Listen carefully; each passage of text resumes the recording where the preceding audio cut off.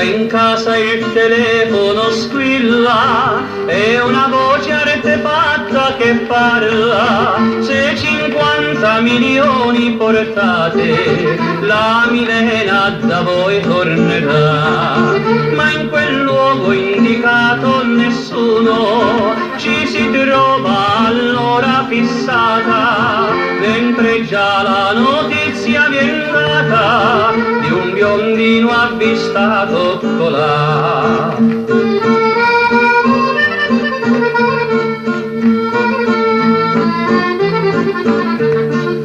Sui giornali una macchina appare, una Spider rossa avvistata, proprio allora che Milena e gli amici in gran fretta dovette lasciare. Del biondino si parla e nel mentre nella villa il telefono squilla, sono gente via e sciacalli che le piste ora fanno sviare.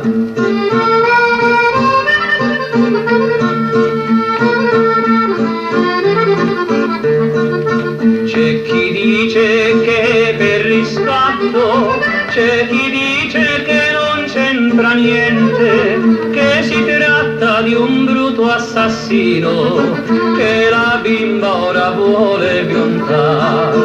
E mentre quei genitori sono chiusi nel loro dolore, quel dolore che si placherà se Milena trovata sarà.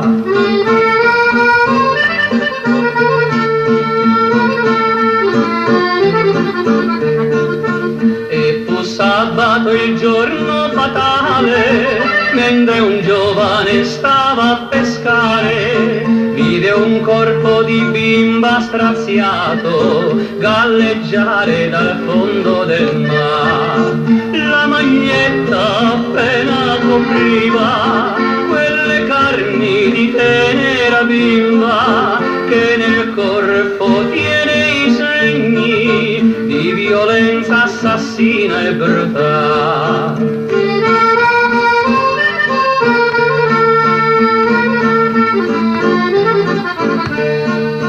I giornali annunciano il fatto e la gente reclama giustizia, mentre al corpo si fa la perizia, qualche cosa di esatto si sa.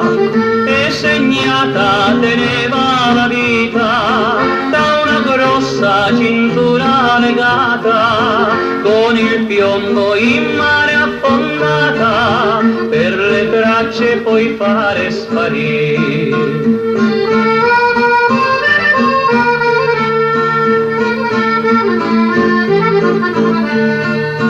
Arrestato viene il biondino dalla macchina rossa e lussuosa, ma all'oscuro per ogni cosa la giustizia indagare dovrà.